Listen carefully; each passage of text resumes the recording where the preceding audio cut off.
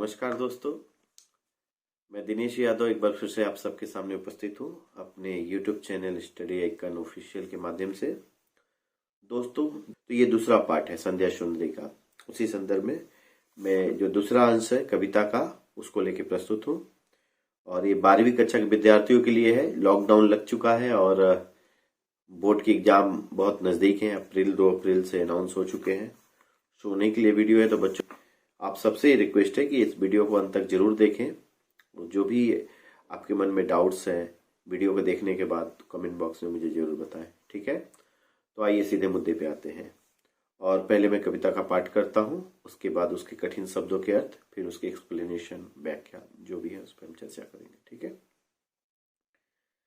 तो इसके पहले तक हृदय राज्य की रानी का वह करता है अभिषेक, यहाँ तक मैंने पढ़ा दिया था। इसके पहले के वीडियो में आप लोग देख सकते हैं। मैं डिस्क्रिप्शन बॉक्स में इसके पहले के वीडियो का लिंक डाल दूंगा, ताकि अगर किसी ने इसके पहले का वीडियो नहीं देखा हो तो वहां से देख लेना।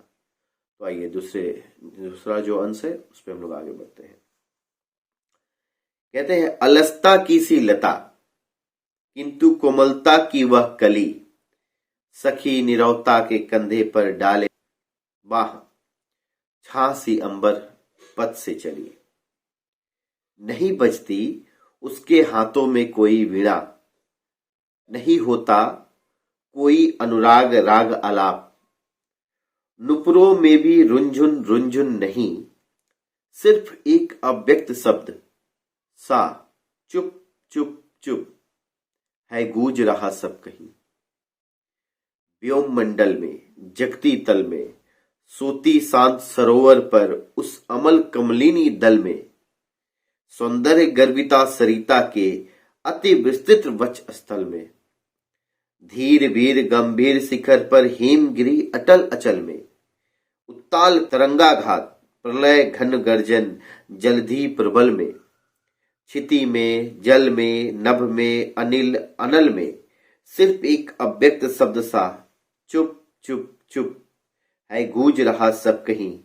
और क्या है? कुछ नहीं। चलिए, इसके कुछ कठिन शब्द हैं, उन कठिन शब्दों के अर्थ आप लोग पहले लिख लीजिए, फिर इसके व्याख्या पे हम आते हैं, ठीक है। तो स्क्रीन पे आ रहा होगा बोलने के साथ साथ। अलसता का अर्थ होता है आलस्य, ठीक है। निरवता का अर्थ है शांति।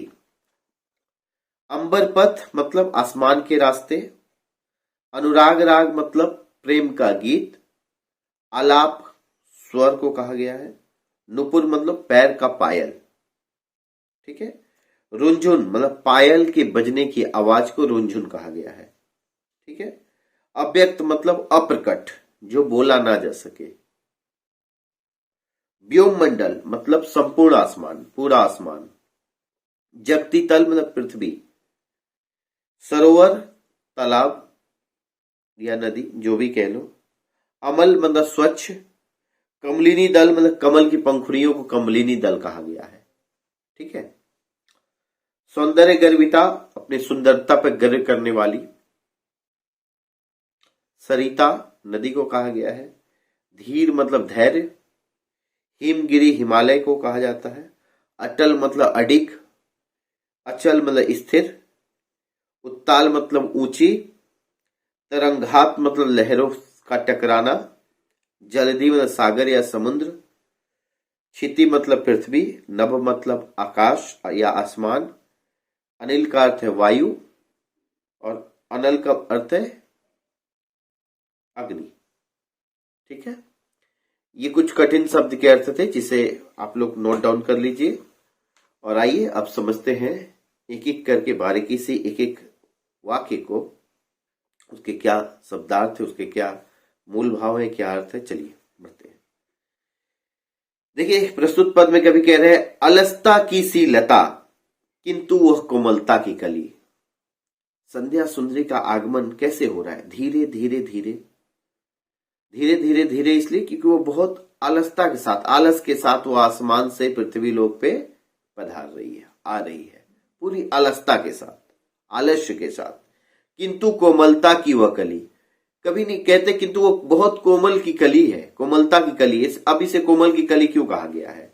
देखिए समझिए, दोपहर का जो समय होता है वो क्या होता है कि सूर्य की तेज तपती धूप होती है, ठीक। और जैसे जैसे दोपहर का वक्त खत्म होता है, ढलने लगता है, वैसे सूर्य का जो तेज है, ठीक, वो कम होने लगता है। और संध्या के बेला को आगमन के साथ ही क्या होता है, कोमल वातावरण में परिपूर्ण हो जाता है, ठीक है। इसलिए इसे कोमलता की कली कहा गया है। क्लियर? क्योंकि सांझ की बेला होते होते क्या होता है, यह पूरा कोमल हो जाता है, वातावरण में पूरी कोमलता, मधुरता छा जाती है, इसलिए कोमलता की वह कली कहा गया इसे, ठीक है। सखी निरवता के कंधे डाले बाह। सखी यहाँ को निरवता का अर्थ मैंने बताया था शांति, ठीक है ना। तो सखी निरवता के कंधे पे डाल बाहे, सखी यहाँ पे किसको कहा गया है, शांति को। मतलब जब संध्या सुंदरी का आगमन होता है तो क्या होता है कि वो एकदम शांति से के साथ चुपचाप वो आसमान से पृथ्वी लोक पे, धरती पे आ रही है और उसे कंधे पे बाहें डाले हुए आ रही है। छाह सी अंबर पथ से चली, और छाह लेके आती है। जैसे जैसे दिन ढलता है, सूर्य की तेज कम होती है, और कैसे सांझ की बेला आते वैसे वैसे क्या छाह आता है ना, तो अंबर से उसी तरह संध्या सुंदरी जैसे जैसे पृथ्वी लोक पे आती है, क्या होता है, वह छाह के साथ पृथ्वी लोक पे पधारती है और पूरे वातावरण में एक छाया, एक मधुरता, एक कोमलता, एक आलसता व्याप्त हो जाती है, ठीक है। वही कवि कह रहे हैं। नहीं बजती उसके हाथों में कोई बीड़ा। जब संध्या सुंदरी का आगमन होता है ना, तो बीड़ा यहाँ बताए वाद्य यंत्र को कहा गया है। नहीं, वो उसके आगमन के साथ नहीं कोई वाद्य यंत्र का नहीं बजता है, कोई वाद्य यंत्र नहीं बजता है उसके आगमन के साथ ही। वही कभी कह रहे हैं, नहीं बजती उसके हाथों में कोई बीड़ा, उसके आगमन के साथ कोई बीड़ा वादन नहीं होता है।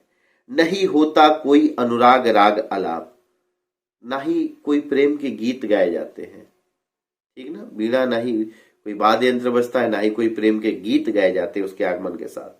नुपुरों में भी रुंझुन नहीं, मतलब पैरों के पायलों की भी कोई झुनझुन की आवाज नहीं आती है। छन छन छन की आवाज जो आनी चाहिए वो भी नहीं आती है। सिर्फ एक अव्यक्त शब्द सा चुप चुप चुप है गूंज रहा सब कहीं। अगर कुछ सुनाई पड़ता है संध्या सुंदरी के आगमन के साथ, अगर कोई चीज सुनाई पड़ता है तो सिर्फ एक शब्द है, चुप चुप चुप, मतलब शांति शांति शांति। एक अव्यक्त शब्द जो प्रकट न किया जा सके, पूरे वातावरण में क्या हो जाता है, शांति व्याप्त हो जाता है, ठीक है। और इसके आगमन से इसका प्रभाव कहां कहां पे पड़ता है वो देखिए। व्योम मंडल में, जगती तल में, पूरे आसमान में, पूरे धरती लोक में, पृथ्वी में, सोती शांत सरोवर पर उस अमल कमलिनी दल में। और वो जो शांत सरोवर नदियां जो है ना, जो सोई हुई है, संध्या के आगमन के साथ ही सारे सरोवर में, नदियों में क्या होता है, एक शांति व्याप्त हो जाता है। सौंदर्य गर्विता सरिता के अति विस्तृत वक्षस्थल में, और जो सौंदर्य पे बहुत गर्व करने वाली जो नदी है, सरिता है, उसके सीने पे भी एक संध्या के आगमन के साथ ही क्या होता है, उसका प्रभाव पड़ता है और वो शांति में व्याप्त हो जाता है, तब्दील हो जाता है।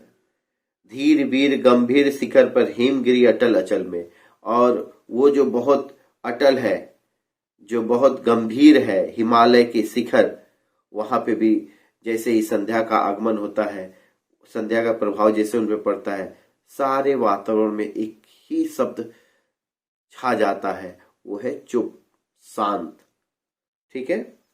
उत्ताल तरंगात प्रलय घन गर्जन जलधि प्रबल में, और जो दिन भर जो समुद्र की लहरें बहुत गर्जना शोरगुल करती है, संध्या के आगमन के साथ ही क्या हो जाता है, वो भी चुपचाप में तब्दील हो जाती है, एकदम शांत हो जाती है। उनकी जो गर्जना है, वो सारे शोरगुल, सारे सब चीज शांति में तब्दील हो जाते हैं। क्षिति में, पृथ्वी या मिट्टी में, जल में, नभ में, आसमान में, अनिल में, वायु में, सिर्फ एक अव्यक्त सा शब्द सा चुप चुप चुप है गूंज रहा सब कहीं, और क्या है, कुछ नहीं। मतलब यहाँ पे निराला जी ने पंच तत्वों की बात की है। जो पंच तत्व है ना, जो क्षिति, जल, नभ, अनिल, आकाश, इन 5 तत्वों से मिलकर ही हमारा शरीर का निर्माण हुआ है ना। कभी कह रहे हैं कि इन सब में संध्या के आगमन के साथ ही संध्या का प्रभाव, संध्या सुंदरी का प्रभाव कुछ इस कदर पड़ता है कि चारों तरफ सिर्फ एक शब्द सा सुनाई पड़ता है। वह शब्द है चुप चुप चुप। है गूंज रहा सब कहीं, और क्या है कुछ नहीं। और चारों तरफ के वातावरण में सिर्फ एक ही शब्द सुनाई पड़ता है, वो है शांति। जिसके कंधे पे बाहें डाल संध्या सुंदरी आगमन करती है आसमान से पृथ्वी लोक पे। ठीक है, तो मूल रूप से इस पूरे पद में संध्या सुंदरी का आगमन किस तरह होता है, उसका प्रभाव चाहे पृथ्वी लोक हो, आसमान हो, नदी हो, हिमालय हो, समुद्र हो, सब पे किस तरह पड़ता है। संध्या सुंदरी के आगमन के साथ किस तरह के प्रकृति में बदलाव आते हैं, इन सारी बातों को बताया गया है बच्चों। उम्मीद है आप लोग समझ पाए होंगे इस वीडियो से। अगर कोई फिर भी कुछ बातें रह गई हो, कुछ ऐसी चीजें जो आपके समझ में नहीं आई हो, तो आप कमेंट बॉक्स में जरूर पूछें, मैं उन्हें बताने की पूरी कोशिश करूंगा। मिलते हैं अगले वीडियो में, तब तक स्वस्थ रहें, सुखी रहें।